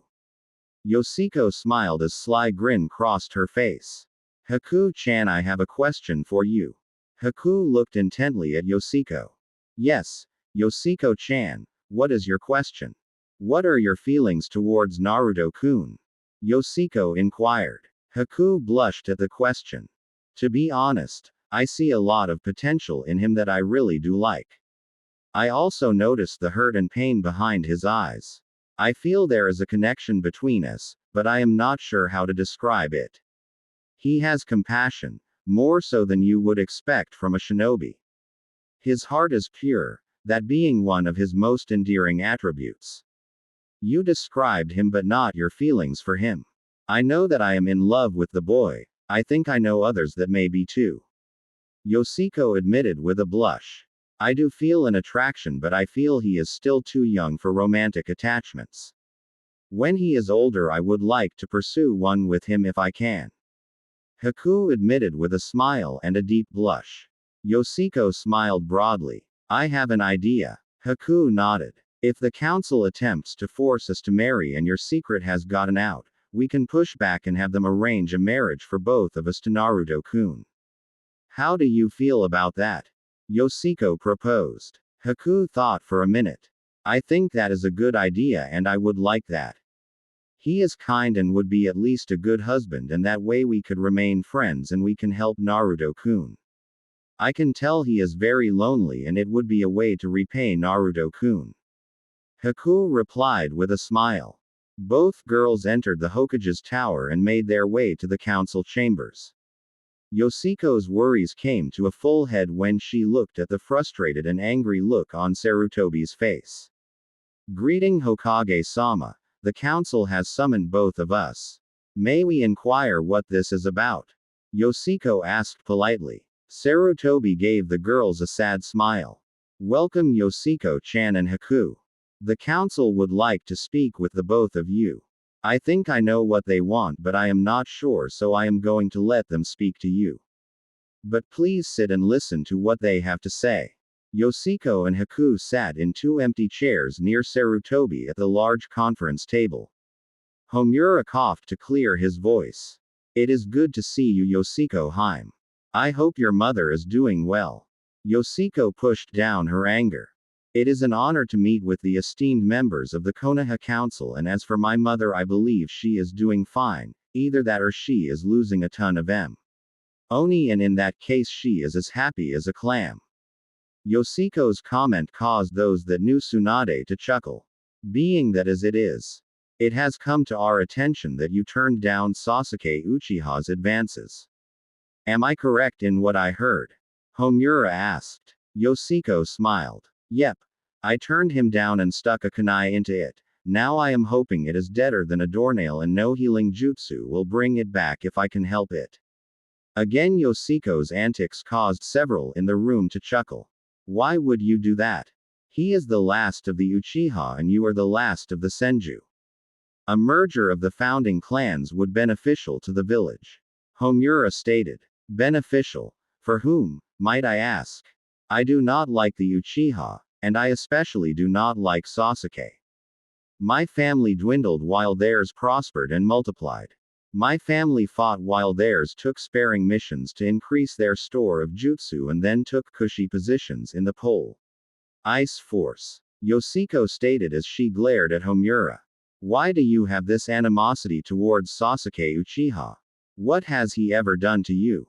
Homura asked. Where do I start? He killed the man I loved, the woman that carried his child, betrayed the village. I could continue, but that was another time. Yoshiko thought to herself. I just don't like him, and another has caught my eye. Homura smiled. I am glad you are taking your duty as heir properly. Would you like to share with the council who this lucky young man is? Quote. Nope. Yoshiko replied with a smirk that caused Sarutobi to smirk also. Very well then. It has also been brought to our attention that your guest here has a bloodline trait and is actually a young girl, not the boy she is attempting to convince us she might be. Kaharu stated. This caused several gasps in the council chambers. I would like to know where you got this information. Haku questioned. We will not divulge our sources. Do you admit to both having a Kekkei Genkei and to being female? Kaharu asked. I admit to both. Haku stated as her face contorted in anger. Kaharu nodded. Very well. Then it will be decided who you will have an arranged marriage to so that you can help provide this village with children with your bloodline. Quote. What? Haku demanded as she slammed her hand down on the table. Quiet, child. You have no say in this. Kaharu stated. The room's temperature dropped several degrees in seconds as Haku stood facing the council. First thing, you do not dictate who I will or will not marry. Second thing, I am not a member of your village and am currently only guest. If you are planning to abduct me and then have me raped, I will kill each and every one of you right here and now. Afterwards I will leave this village. I have never been a true shinobi and thus have never given my oath to a village. I understand that this village adores Kekkei Genkei, but the village council forcing me, a girl with no family, into a family without her consent and then telling me that I have no say. The matter for me is grounds for me to kill you where you stand. Haku threatened. Hiyashi smiled and loudly shifted his chair away from Kaharu. You young lady could teach my eldest a thing or two. Kaharu-san, I believe you have bitten off more than you can chew. Quote. Indeed, Haku-chan is under Senju protection. Thus an attack on her is an attack on the family of the first and second Hokages, along with my mother, Tsunade. Do you wish to continue treading upon these waters? Yoshiko threatened. Silence, child. You will respect your elders. Kaharu yelled. Yoshiko stood and looked the older woman directly into the eyes. You don't scare me, you old hag. This girl came into this village after a tragic loss and now you want to sell her off to the highest bidding clan to strengthen the village, without any concern for her welfare. What type of evil bastards are you? Yoshiko questioned. We are looking out for the child's best interests. Kaharu retorted. Really? And just who did you have in mind? Maybe a certain Uchiha Tem. Yoshiko replied with much venom. Yes, actually that person came to mind along with a couple others. Kaharu replied in a kindly elderly manner. Yoshiko sighed and looked at Haku, who shook her head. I have also chosen someone to follow. Kaharu smiled warmly. Then we are not worried about you having children soon. Who may I ask is the lucky man? Haku shook her head. Children maybe in the future, but I will not have them for a few years now. As for whom my interests lie, I'm not at liberty to reveal who it is. Why do you not share, child? Kaharu inquired. Because to me, you appear to be pompous old fools trying to run others' lives without any regard for the lives you're attempting to ruin. Haku retorted. Haku looked angrily at Sarutobi, who just shook his head and smirked. Are we done being humiliated here? Haku turned to leave and grabbed Yoshiko's hand in an attempt to leave the room. Two Anbu appeared in front of the door. So I am a prisoner here. If news of this were to get out to the other elemental countries, it would not be good for your village. Kaharu stood and walked towards the teen girls. You see, you both posse's powerful Kekkei Genkei and the village just wants to see them continued. So we take your advice and hope we end up with a man who will care for us, right? Yoshiko asked angrily. Yes, that is it. Kaharu stated as she neared the girls. Mother will hear about this and I assure you that she will just have another thing to be angry at the village for. You killed her family with no regard for what you were doing. Yoshiko retorted. We were at war. Kaharu responded in defense. Then why did most of the Senju die during the war and the Uchiha flourished? Yoshiko inquired. That is because they have a powerful bloodline. Kaharu replied with a smile. No, it is because they did not have to take the hard missions, they remained here at home for the most part. They are just thieves, they steal when it suits them. Now you want to offer us to their sacrificial altar. We refuse. Do I need to call my mother? I did sign the summoning contract. That is the only reason I was able to come and live in the village, instead of continue my travels with her. Yoshiko commented as her fist went through the table. Kaharu sighed as she finally reached the girls. She reached out her arm to touch Haku only to find that Haku's arm was encased in ice. Don't you dare touch me, you old hag. Let us go now, Haku demanded. Yoshiko turned to Sarutobi. Hokage-sama, I do not appreciate the council attempting to abduct us and forcibly rape us. Sarutobi was shocked by the comment. Well, they are not raping you, yet. The part was under his breath. What do you call being forced to have intercourse with a male against our will? Yoshiko pointed out. Well, they have not forced either of you into a marriage contract. Sarutobi retorted. Hokage-sama, bearing children with a man we do not want and before we are ready is rape in my book. Yoshiko stated bluntly. I see your point. Kaharu-chan, you are hereby reprimanded for insulting the Senju clan heir and her honored guest. What do you have to say for yourself? Sarutobi asked. Kaharu bowed her head. My apologies to both Yoshiko-chan and Haku-chan for my indiscretion, please forgive me. Kaharu stated as she gave the bare minimum respect to Yoshiko's clan. Yoshiko's fiery gaze bored down upon Kaharu. You are forgiven, but please don't let it happen again. Yoshiko turned to see the Anbu gone from the door. Haku and Yoshiko beat a hasty retreat from the room as shouts began to erupt from the closed door. The girls left the tower to find Sasuke waiting for them with a smirk on his face. So are you ready to move to the Uchiha complex? Sasuke asked with his eyes closed. Thus he missed the angry looks from both Yoshiko and Haku. He also missed seeing the pair of fists that hit him and sent him into a closed building. Bastard! Yoshiko yelled while her fist was still where Sasuke used to be standing. Now shall we go home and discuss what we are going to do for the next 3 weeks? Quote. Haku nodded agreement as they left and Sasuke slowly extracted himself from the wall. The next 3 weeks were spent both training and following a certain blonde. There was also an additional member added to the Senju household, Isaribi. She had come to the village stating that she needed healing from the legendary Sannin. The guards directed her to the hospital but Yoshiko and Haku intercepted her before she arrived at the hospital. Yoshiko took Isaribi aside to discuss the fact that Haku was the other individual that the fox had mentioned. Isaribi was happy to meet Haku and the 3 girls became fast friends. Yoshiko sent a message to Shion with a quick explanation about what was going on. The return message stated that she would be ready when they called upon her. She also was still mourning the loss of her future child.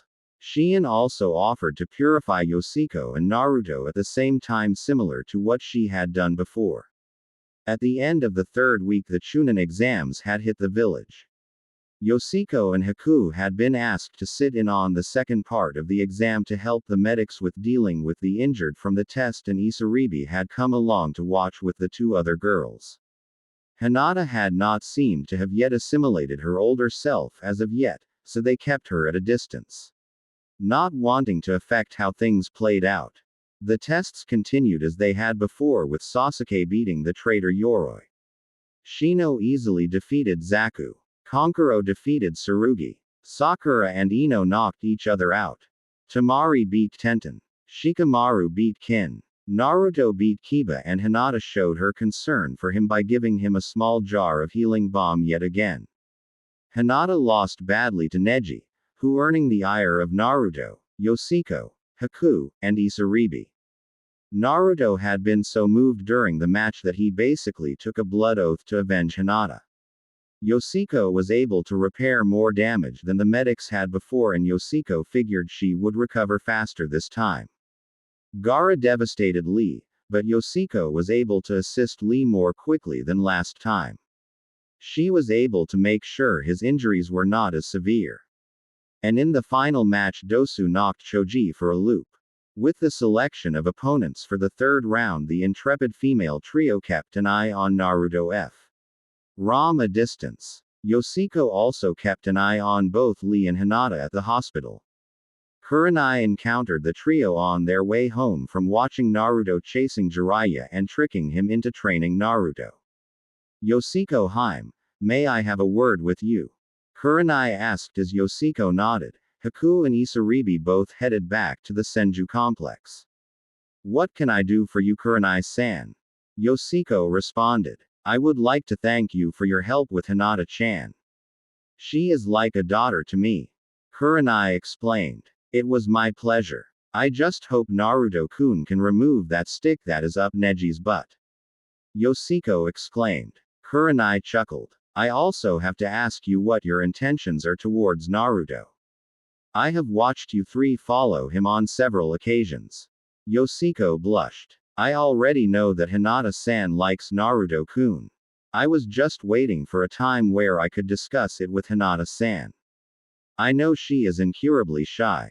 I assure you I will not move on Naruto-kun without talking with Hinata-san. She could even join us in following Naruto-kun. It is great for increasing stealth and stamina when trying to keep up with him. At times he can push your stamina to its limits. Then I am to understand that the heir to both the Hyuga and the Senju both are after the same kid. Kurenai asked with a slight smile. Yoshiko nodded with a large smile. Yep. You got it. Heck, if we actually catch him we might as well share. He does know the shadow clone jutsu, by the way. Kurenai blushed at the implications of Yoshiko's statement. You are already planning a life with him. He is only 12. So, I am only 14, as is Haku-chan, Isaribi-chan and Hinata-chan are both also 12. I say we can share. If we also split the bills he will not go broke taking all of us out on dates. Yoshiko said with a smirk. Kurenai's jaw dropped. Here the heir to the Senju clan had just expressed the same desire to be with Naruto that Hinata had also implied her affection toward the blonde several months earlier. If you girls actually do catch him, what do you plan on doing? Kurenai asked, not sure if she wanted to know the answer. Let me think. Yoshiko took a thinking pose. Well, for the first thing I want Naruto-kun to help me rebuild the Senju clan. Yoshiko smirked as Kurenai's jaw again dropped. Just kidding. That is for much later. I know for sure that Haku-chan and Isaribi-chan both want to help Naruto-kun re-establish the Uzumaki clan. With Naruto-kun at the head of both clans we could help make sure he became the Hokage. With Hinata-chan we would then have the Hyuga backing him also. Yoshiko happily answered. Kurenai was surprised at the thought-out ending that Yoshiko had come up with. When are you girls going to pursue Naruto? Quote. Yoshiko smirked. Who says we are not pursuing him now? When Kurenai's jaw again dropped, Yoshiko laughed. We have agreed not to bother Naruto-kun until after the Chunin exams. If Hinata-chan wishes to pursue him also we welcome her. Kurenai-san, we are not rabid fangirls like those that pursue the Uchiha. We admire and deeply respect Naruto-kun for what he is and what he stands for. You can rest easy for Hinata-chan because I intend to go ask for my mother's permission to pursue Naruto-kun after the Chunin exams. I also have to have a discussion with a certain pervert. Yoshiko looked a little annoyed at that subject. Kurenai looked at Yoshiko and scrutinized her answers. Which pervert are you referring to? Jiraiya. Of course, I have a personal matter to discuss with that old fart, but it can wait until he is done training Naruto-kun. I would also like to ask you a favor if I could. Yoshiko Poe's turn to desperation. I am afraid the council will try to make it so that Naruto-kun can't marry anyone. This would devastate our entire group. Can you talk to the Hokage-sama about making sure the council does not pull a fast one on Naruto-kun? I am also worried that they may also not allow him to become Chunin even if he turns out to be qualified. I would marry him no matter what, even if I had to drag him off to the fire daimyo, myself, to do the ceremony. Yoshiko stated with a smile. You really do like him that much? Kurenai honesty asked. Yes, and more. Yoshiko insisted with a blush. Then why are you willing to share him? Kurenai interrogated. Naruto-kun is special. He also needs more attention than I am able to give. I have observed over time that he needs connections, and I want to give him one with me, as do the other girls. I do not want to deny those that have genuine feelings to be with him. I have also observed how he has been treated, and I am appalled by it. The way they treat him is like he either has the plague or he has done something unforgivable, and that is just not right. He is bright, cheery, and has a great attitude. There is also more to him than meets the eye. Yoshiko stated, almost as if she knew something that others might not. Kurenai put up her hands in surrender. Okay. Okay, you win.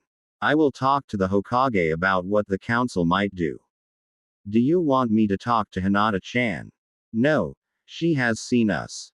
She will either come to us on her own or end up competing with us. Either way, it is a win-win for all of us. I do think she will eventually come to us, and we can then talk about our mutual affection towards a certain blonde. If she is willing to share, then there is no problem. Heck, it might even help her with her confidence. Yoshiko remarked. Kurenai bowed her head. As you wish, Yoshiko Haim. I will talk to the Hokage about Naruto and leave the matter of Hinata-chan up to you. Kurenai left in a swirl of leaves. Yoshiko continued home and opened the gate to find Danzo standing at her front door. She began to grimace. Danzo-san, to what do I owe the pleasure? You will refer to me as Sama when addressing me. Danzo stated. Nope. Mom won't do it, so I won't. Yoshiko refuted. So what do you want? Danzo looked at her with his unbandaged eye. I find it odd the two most eligible females in Konoha under the same roof, and neither is pursuing the most eligible bachelor. I have come on behalf of Sasuke Uchiha to ask for your hand in marriage. He has already sent the request on to the fire daimyo. Here is our one-word answer. No. Haku stated as she opened the door. Let me make this easy for you, Danzo. Sama. No. Hell no. No way in hell am I going to marry that brat, Sasuke Uchiha. If the Senju and the Uchiha ever join, it will not be in my generation. If Sasuke finds a willing victim to produce his offspring, then they may try to court my children, but until then he will not have me or my clan. Yoshiko declared. Guess he didn't get it when we punched him into the store wall the first time. Either that or he likes to be abused. Haku teased. Maybe if I join his fan club he will leave me alone. Yoshiko teased. Nah, he would expect you to take his offer then. Haku rebutted with a chuckle. It would be a great thing for the village to have the two founding families become one. And if they could produce a dual bloodline, then it would be all the better. Danzo declared. Get out of here before I use your cane to break your good arm and leg. Yoshiko warned. Danzo lowered his head and walked away as he shook his head. So what are you going to do about the letter to the daimyo? Haku asked as the both entered the spacious home. Yoshiko grinned, similar to Naruto when he was up to something. I already sent a letter to him stating that if the Uchiha attempted to force a marriage with either of us, I would start a clan war and kill Sasuke. Quote. Ouch. You know how to hit him where it hurts. You know you would have help in the war, right? Haku inquired. I was counting on both of you to help me smear him across the mountain. We would take turns. Yoshiko smirked. I would also have a secondary plan if the daimyo agreed with the council and Sasuke Tem. Isaribi entered the room with a grin on her face. And what would that be, Haim? Sorry, can't tell. It's an S-ranked secret. Anyway, I hope Hinata-chan gives her inspirational speech to Naruto-kun at the end of the month. It would be bad if Neji were to actually beat him. Yoshiko contemplated as she sat down on the couch. After dinner, Haku went up to bed, but Yoshiko and Isaribi both stayed downstairs and talked. So why do you get the new body? Isaribi asked. Yoshiko smiled. Well, how would it look if a 50-year-old woman came back to a village she said she would never return to just to shack up with a 12-year-old? Quote. Isaribi cringed at the thought. You do have a point. But that isn't your body, is it? Yoshiko pondered the question for a moment. Yes and no. I am both Yoshiko and Tsunade from our original timeline. Yoshiko was the child I had miscarried during that timeline. Quote. Isaribi looked apologetically at Yoshiko. Sorry. I do know that my birth did straighten out Mom a little. She is still the same enough that if she meets him the reaction will be the same. We just need to keep things going as they are. My worry is that Naruto-kun will actually die this time when he goes up against Kabuto. Thus the reason we are leaving him alone for now. Yoshiko then grinned again. We get him when he gets back. Isaribi's face turned bright red. No, not that way. We are still too young. How is your training going? Haku-chan has got me up to speed with basic jutsu and the weapons. I am still having a hard time with the studies, sorry. Isaribi responded. I am not even sure we want to become shinobi. Heck, we could have Naruto-kun retire and have him hit all the gambling halls, cleaning them all out. Yoshiko jested. What about Akatsuki? Not a problem until he comes back from his training trip with Jiraiya. We also want to make sure that he befriends Gaara of the desert. We might also want to contact the Fuma clan and attempt to sway Sasama to bring the Fuma clan here. Yoshiko commented. Do we have to? That will take months more for us to wait for Naruto-kun. Isaribi complained. I don't like it myself. According to Naruto-kun and Sakura Tem, Naruto-kun nearly died on that mission too. I am not sure how I would like for us to deal with it. If we let Sasuke go and work on patching him up after he returns from that mission, he should be truly ready for some companionship then. Also, there are several missions I do want him to go on. Tea and snow both need to happen so we have stronger allies. We could help him on the mission to the land of vegetables. We are training, but I don't think Mom wants me to become a shinobi. Yoshiko stated. Do we have to share him with Sasama? What about Haruna from vegetables? How many women will we have to share him with? Isaribi again whined. Yoshiko sighed. Okay, we can all confront him after he gets back from going to the land of rice. Then we will tear down Sakura's hold upon him. Quote. Okay, let me get this clear. We have you, Haku, Hinata, Yakumo, Shion and me for starters, that makes 6. We might add Sasama, Haruna, Amaru and possibly Koyuki. Am I missing anybody? Isaribi stated as her head began to spin. Yoshiko grinned. Well, if he ends up with that many women, I am sure Anko would want to join in. Shizune might not be too bad as long as mother doesn't want to give me a sibling with our future husband. That could make things difficult. Yoshiko replied as her head also began to hurt. Oh, and what if the pink banshee wants to join because her precious Sasuke has left? Isaribi exclaimed with a deep sigh. Yoshiko then beamed. Then I initiate Operation Naruto Gala Marriage Round Robin. As first wife I decide who he can marry and who he can't. Haku appeared next to the girls. This caused them both to jump. What is this you have been talking about marriage and other women? Yoshiko sighed. Okay, since you are part of this whole wanting to be special to Naruto-kun, in for a shoe in for a Ryo. There are a few things we need to tell you. Haku looked shrewdly at the other girls. Okay. First, what we are about to tell you is the truth. Yoshiko paused as she waited for Haku to acknowledge her point, to which Haku nodded. We are partially from an alternate future. Haku's face became skewered and contorted. That is a new one. Now we're getting to the confusing part. Yoshiko again waited for Haku to nod acknowledgement. Both Isaribi and I have merged spirits. I know I am going to regret this, but what does that mean? Haku questioned. Let me tell you a story. Yoshiko began as Haku nodded. There was a blonde-haired boy who traveled to the Wave Country and met a couple of people he found to be special to him. One was named Haku, the other was named Zabuza. I'm following so far, but I already know this story. Haku stated. No, you don't. Haku, in my spirit's past you and Zabuza died at the bridge. I was also never born, at least not in this body. It was never born, and it was miscarried over 14 years ago. Haku looked shocked as Yoshiko continued. Naruto was a Class A idiot, a lovable one but an idiot. That part of my spirit was Tsunade Senju, my current mother. Naruto had convinced me to come back to Konoha to become Hokage so that he could eventually become Hokage. He went on several missions, got hurt a lot, made lots of friends and was just himself. Eventually he met Shion and saved the world from a demon. She asked him to father a child with her. Naruto-kun, being himself, didn't know what he had agreed to.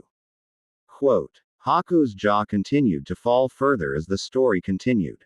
After some schooling in the birds and the bees, Naruto-kun went to Shion and they produced a new life. That gets me to the sad part. Shion was about 6 months along when Naruto fought a man named Madara Uchiha. This laid him up in bed for more than a month. Yoshiko began to cry as she continued. Yakumo Kurama, who you haven't met yet, Hinata Hyuga, Isaribi and myself were arguing on the finer points of who wanted Naruto-kun for their groom, but that was never destined to happen. The council had forbid him to marry anyone just before I had returned to take up the mantle of Hokage. Yoshiko stopped as she began to sob uncontrollably. Isaribi wrapped Yoshiko into a gentle hug. Haku noticed tears also streaming from Isaribi's eyes, but she also saw anger and hatred in them. You seen Sakura-tem helped Sasuke-tem to kill Naruto-kun, Shion-chan, and their unborn baby. Naruto's last act alive was to release the Kyuubi upon Sasuke and Sakura. Haku began to cry at this point. You see, Sasuke had told the village Naruto-kun's secret. He also proclaimed that by killing Naruto he was saving the village from the Kyuubi and any possible offspring he was going to have. The Kyuubi appeared and told a different tale where the Uchiha were going to betray the village. The Kyuubi went on a selective rampage, as it killed all those who had ever hurt Naruto-kun. Yoshiko had composed herself to a certain extent. The Kyuubi offered us a choice to either let him die right there or we could get Naruto-kun back. Being selfish, we took the deal to get Naruto-kun back. I don't get it, there must have been a cost to bringing you back. Haku pointed out. You see, Kyuubi didn't want to die and the Shinigami offered all of us the deal. You see, the Kyuubi was to give up most of its power and we gave a small portion of our souls for this. In return we were taken back in time and put into our own bodies, well, except for me. I was put into my unborn child that I had miscarried. Part of my soul powered life for me to have enough strength. There was also another catch. I also became a Jinchuriki like Naruto-kun. I hold the baby kid of the Kyuubi within me. This was enough for me to survive and be born. It also helped pull my bloodline to the surface. My mother and Auntie Shizune noticed the seal on my stomach when I was born. Jiraiya checked it out after Naruto-kun had the Kyuubi sealed within him. Thanks to the Tsunade partial soul and the fox kid in me, I know quite a bit. Like my father is Jiraiya, he is also Naruto-kun's godfather. Dad's comment on my seal, this one is better than Minato's by a long shot.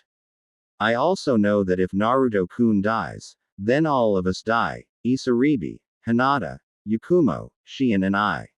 We are tied to him by a bond from the Shinigami. I don't know if you are linked to or not Haku-chan, but the Shinigami wanted you to join us with Naruto-kun. The Kyuubi wants for Naruto kill Sasuke but is being patient. I figure about 3 days before the Chunin exams Naruto-kun will contact the Kyuubi and be able to access that power directly.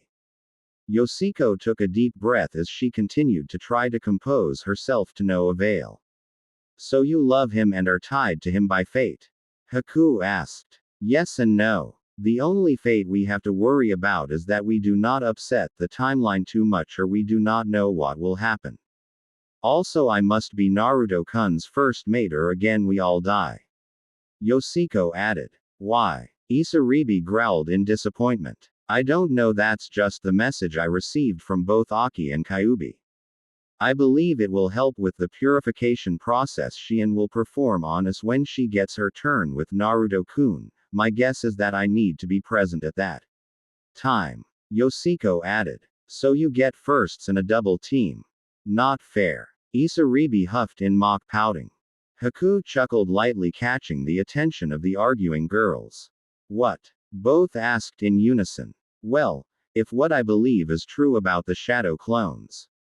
Haku left a pregnant pause, as both girls moved closer as if that would cause Haku to talk. Yoshino could have firsts, and then we all could have seconds.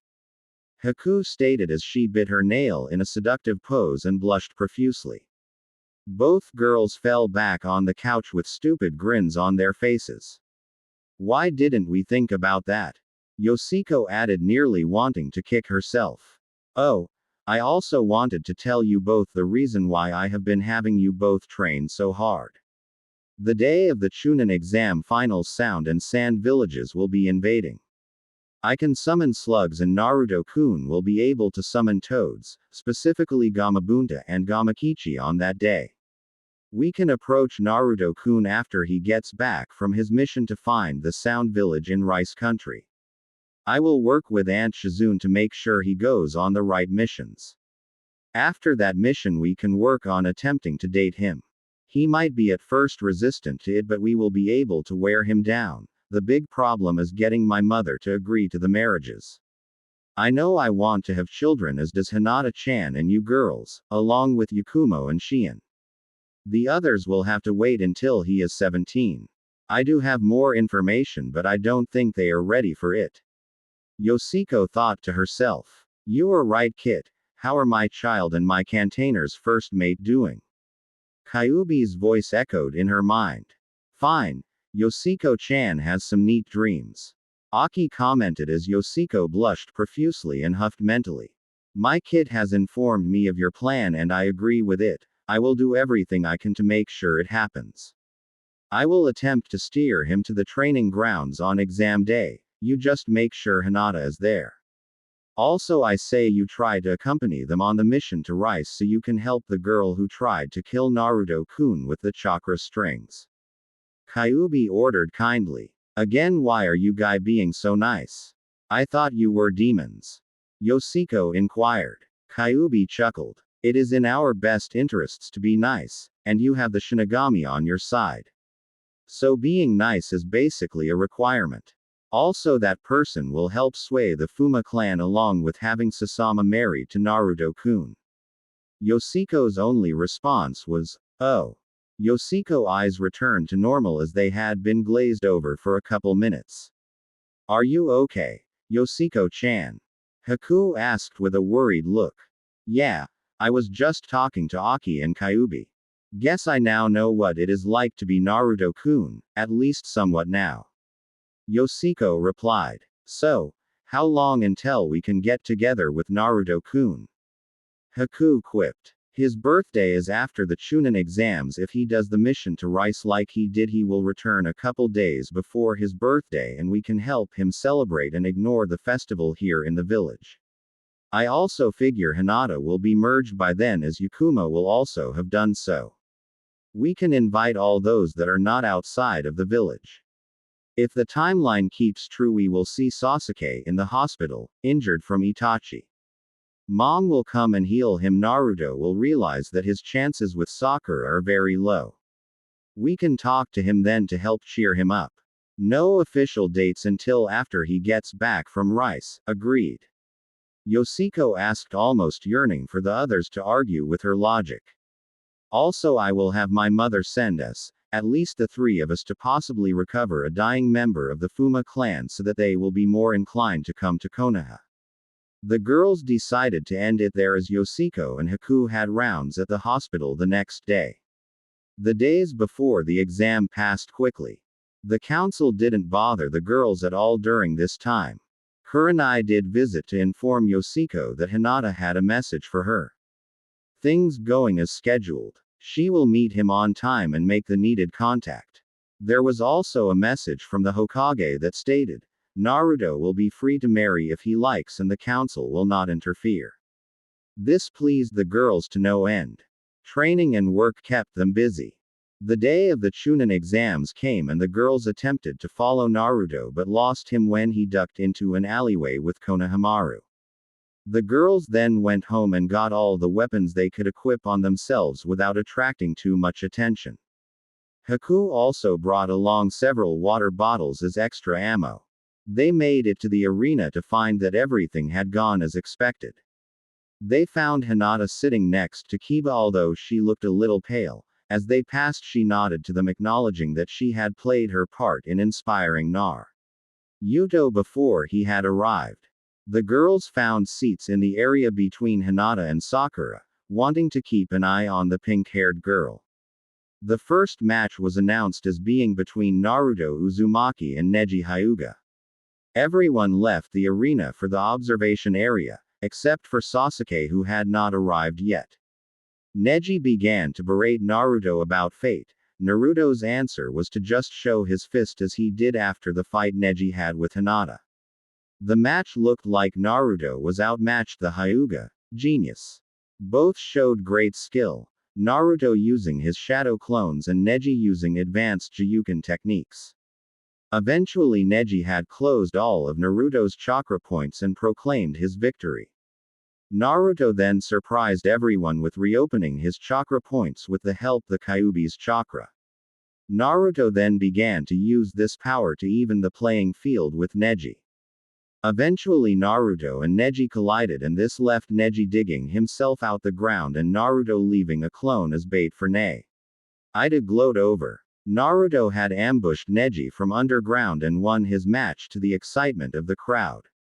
Hinata had shown a link with Naruto when he was injured and was taken to the upper seats and healed by Kabuto. Kiba delivered her to the hospital and returned only to be knocked out. Sasuke had been given more time to arrive as Shikamaru had nearly beaten Temari only to give up after Kankuro forfeited his match against Shino. Sasuke was given an additional 10 minutes for he still had not arrived yet. All of the girls were appalled that Sasuke had been given several chances to show up but still had not arrived yet.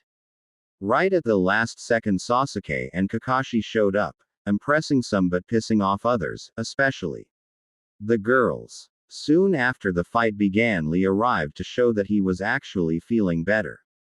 Yoshiko knew he would still need major surgery, but it would not be as hard as it was when she had healed him before. Lee seemed disturbed by Sasuke's match as he showed off that he has stolen Lee's moves and now could use them with similar proficiency as Lee. Yoshiko and Lee noticed that Sasuke lacked the endurance that Lee had and had to revert to using the Chidori to attack and injure Gaara. This was the turning point as a genjutsu was cast upon the arena.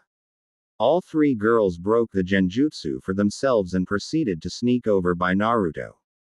Kakashi gave an order for Sakura to wake Naruto and Shikamaru to go after Sasuke, who had chased after Gaara and his siblings. Yoshiko took one sad look at the roof of the building that Sarutobi and the Kazekage, actually Orochimaru. As the building became surrounded by a black barrier, a tear fell from her eye as she said goodbye to her former sensei and Hokage. The three girls snuck out of the arena in pursuit of